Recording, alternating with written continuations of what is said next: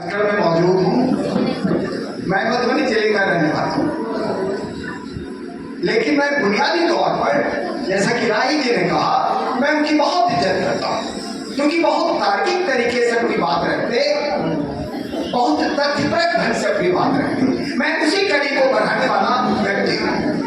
आज दुनिया का सबसे दौड़तमंद देश अमेरिका है। अमेरिका में सुनी देखी वो महिला शुरू हो गई, यही करते हैं, उसको बंद करिए वहां, तो तुम कोई बात मत करो, उसके विरोध में कुछ बढ़ता ही नहीं। तो आप सुन लीजिए, मैं कहने वाला हूँ, जो पुरुष वहां है तो वही रोकिए। 5 मिनट में बात खत्म करूंगा। तो मित्रों, मैं कहने आया हूँ कि भारत वर्ष दुनिया का पहला देश है जिसने सबसे लंबे काल तक गुलामी को झेला।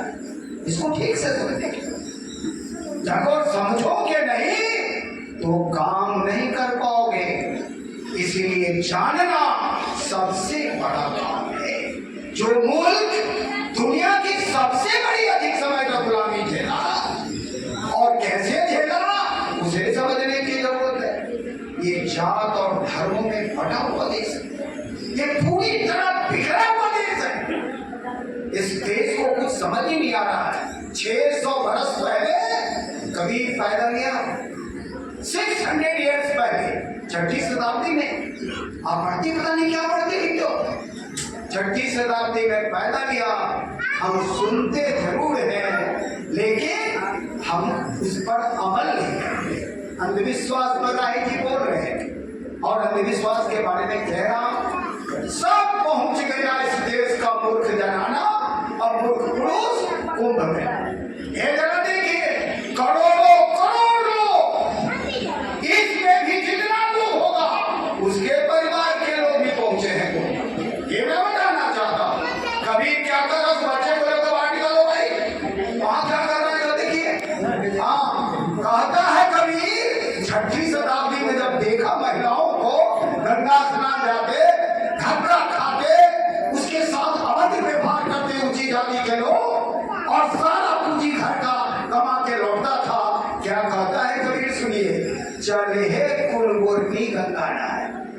जरा सुनिए, सब लोग क्या पढ़ा लिखा भी है, क्या भूलता है कबीर के मन को समझिए कि कुल को बुलाने वाली चले है कुलबुर्नी गंगा नहाए। अब 5-25 के धक्का खा के घरों के पूंजी लेला कमाए, चले है कुलबुर्नी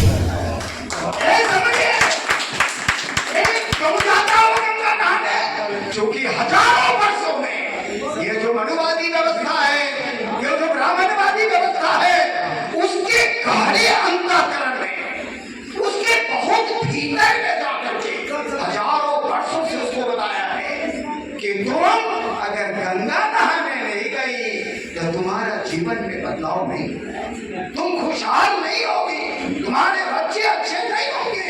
ऐसा पढ़ाया। और इस दौर में भी ये जो हमारे पढ़े लिखे बढ़ गए, ये कौन सा पढ़ा लिखा बढ़ गया है, ये तोता रटन से पढ़ाई करने वाला बढ़ गया। इसमें कोई पढ़ा लिखा नहीं। क्या कहता है, 2 तरह की पढ़ाई। एक पढ़ाई है जो कहता है शिकारी आएगा, दाना डालेगा, लोग से उसमें फंसना नहीं, वो रोज फंसना। एक ये पढ़ाई। दूसरा पढ़ाई है जागृत पढ़ाई।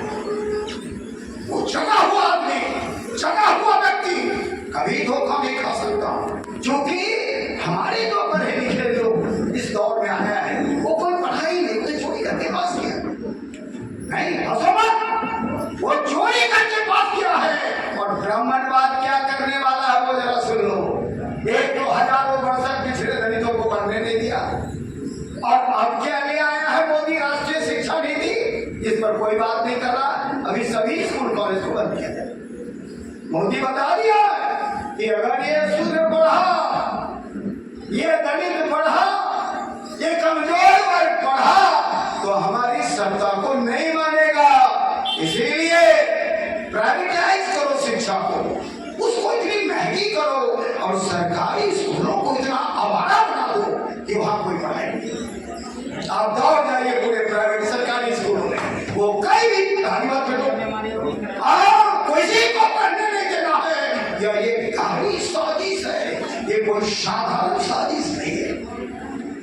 इसीलिए मुल्कों को मैं बताना चाहता हूं कि मोदी और भाजपा कौन है, इसे ठीक से समझने की ये ब्रिटिश राज की गुलामी करने वाले लोग हैं। भारतीय जनता पार्टी और हिंदुस्तान का ये तो मुट्ठी भर ऊंची जात के लोग हैं, इसको एक मिनट नहीं सत्ता में ये मुखिया नहीं बोल सकता अपने वोट पर, और ये बना हुआ जिसका प्रधानमंत्री का समझो सबको बांट दिया, ये सबको खंड में बांट दिया और उसकी व्यवस्था को हम मानते आ रहे हैं। यहाँ मैं आना चाहता हूँ, कुछ बुनियादी सवाल खड़े करूंगा। वो क्या है, यहाँ बैठा हुआ यादव है, वो आदमी यादव बनाओ, वो है आदमी। संविधान क्या कहता है, हम लोग अपना गाना गाते हैं, अम्बेडकर वाली गाना कि गीता से चलता है ना चलता कुरान से, देश चलता है बाबा साहब के संविधान से। लेकिन हम संविधान को मानते नहीं। अरे भाई हम मनुष्य ना है, बाभन जो है 20,000 बीघा वाला उसको भी एक ही वोट, और जो भिखारी है उसको एक ही वोट, जो एमए पास है उसको एक ही वोट, जो अनपढ़ है उसको एक ही वोट। वोट में तो बराबरी है लेकिन दिमाग में बराबरी नहीं है। परिणाम ये होता है थोड़े प्रलोभन, थोड़ा कुछ हासिल करके हम बिक जाते हैं, अपने रास्ते से भटक जाते हैं। इसीलिए मित्रों मैं कहने वाला हूँ कि ये जो अति पिछड़ा समाज का लोग है जिसकी आबादी 36% है, अभी आंकड़े आए, अभी हम बता रहे थे उससे मिलने को ज्यादा भाई लोग आए थे, कह रहे थे हम शिक्षा प्रकोष्ठ में है, पता नहीं कौन कौन प्रकोष्ठ में है, लेकिन उसके दिमाग में कुछ नहीं है। ये खाली घुमा फिरा के बात करता है जाति। अरे भाई आदमी बनिए, जाति में क्यों बने हुए भाई?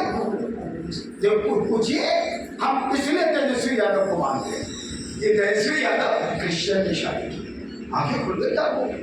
ये क्या किया, यादव का तो सबसे बड़ा नेता यादव है और उसने क्रिश्चियन में शादी किया। अखिलेश यादव कहाँ शादी किया, राजपूत है, डिम्पल राजपूत है। जितना भी आगे बढ़ा हुआ आदमी है, एक भी IAS IPS को आप देखिए, इसको कहते हैं पढ़ा है, जो पढ़ा वो लड़की से ना शादी करेगा, शादी जात से थोड़े होता है, लड़के से शादी होता है, जात से थोड़े होता है।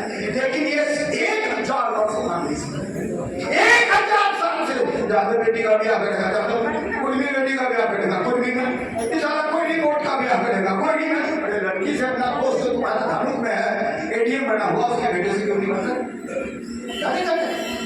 शिक्षा में देखो अच्छा है कि नहीं, देखो खाने पीने में ठीक है कि नहीं, लेकिन जात में करने का क्या बात है? जब ही जात में करिएगा मोदी को कभी न बनाएगा। मैं कैसे विधायक हूँ ये बता देना चाहता हूँ। रात में मैंने बताया है कुछ लोगों को, वो मैं ये बताया कि मैं धनीलाल मंडल का बेटा हूँ, जो 67 में ही स्पीकर हो गए। जब पहली बार 9 राज्यों में डॉक्टर लोहिया के नेतृत्व में संयुक्त सरकार बना, उस सरकार में बिहार के चीफ मिनिस्टर थे माया प्रसाद, डिप्टी CM थे कर्पूरी ठाकुर, और तीसरा व्यक्ति थे मेरे पिताजी जो बिहार विधानसभा के स्पीकर हुए। वो बाद में स्टेट होम मिनिस्टर हुए, वो बाद में गवर्नर हुए। तो हम लोग उस परिवार से आते हैं। मेरे पिताजी ने क्या कहा, मेरे पिताजी ने एजुकेट किया धानकों को, ग्रोथ को, सभी आम जो भी पिछड़े जमींदार के लोग थे उनको उन्होंने कहा कि देखो अपनी आम खाते बड़ा साइंटिफिक उदाहरण दिया, आप लोग भी थोड़ा ज्यादा पहचान लो, पांचों ज्यादा समझ लेगा तो बुझेंगे तो बड़ा काम। तो क्या कहा मेरे पिताजी ने, सुनिए, उन्होंने कहा ये विज्ञान की सदी, तो विज्ञान की सदी को, विज्ञान के सुझाव को, विज्ञान के दृष्टिकोण को अपनाते हुए क्या देखा जाए। वो बोले कि एक आम को खा लो, किसी पेड़ के आम का उदाहरण दे रहा हूं, एक आम को खा लो और उसे फेंक, उससे जो आम होगा उसमें जो बड़ा फल था उससे छोटा होगा। अगर 7 पुष्पों में वो आम एक ही विज्ञान से बना रह गया तो वो एक आम इतना बड़ा था वो 7वें पुष्प में बढ़िया हो जाएगा, इतना बड़ा। अमेरिका को देखो, अमेरिका में जो गया, ये जानना बीच में मैं अमेरिका को ले आऊंगा ताकि आपकी आंख में अमेरिका का जो औसतन लंबाई है क्या हो जा लीजिए 6 फीट 2 इंच, एक छलांग में दुनिया का सारा गोल्ड मेडल जीत रहा हो। अरे जो भारतीय है 3 फीट 2 इंच, ये तो सारे 3 किलोमीटर लगे जीत जाइए, क्या दौड़ेगा भाई। तो वो उन्होंने कहा मेरे पिताजी ने कि विज्ञान ने यह बताया है, अमेरिका इसीलिए आगे नहीं गया है। आप देख लीजिए ना, अमेरिका अब बराक ओबामा क्या था, एशियन मुल्क का, उसकी मां थी स्कॉटिश। एक भी जाति इस आगे अमेरिका में नहीं है, या तो इंटर रिलीजन है या इंटर कास्ट। इसलिए अमेरिका दुनिया का सबसे बुद्धिमान देश है। तो विज्ञान के नियमों को अपनाओगे नहीं, विज्ञान की समझ को जीवन में अंगीकार नहीं करोगे, आगे कैसे बढ़ोगे? ये 40% हमारा आदमी है, यदि पिछड़ा ये कहाँ चला गया? बाबर के फेरे में, भाजपा में, नीतीश कुमार के फेरे में, जनता दल में। नीतीश से बड़ा कोई फ्रॉड है क्या? नीतीश को जानिए ठीक से, वो वोट लेता है पिछड़ों से, वो वोट लेता है पिछड़ों से, वो वोट लेता है दलितों से, वो वोट लेता है महादलित से। उसका नेता कौन है? संजय कुमार झा। इधर कल्पना करिए, जनता दलियों का राष्ट्रीय अध्यक्ष हमारे जिले का अररिया का संजय झा है। नीतीश को एक बार बड़ी मार मारा खगड़िया में, शिक्षक लोग तो नारा लगा कि नीतीश जूता खाए खगड़िया में, आराम करे अररिया। संजय झा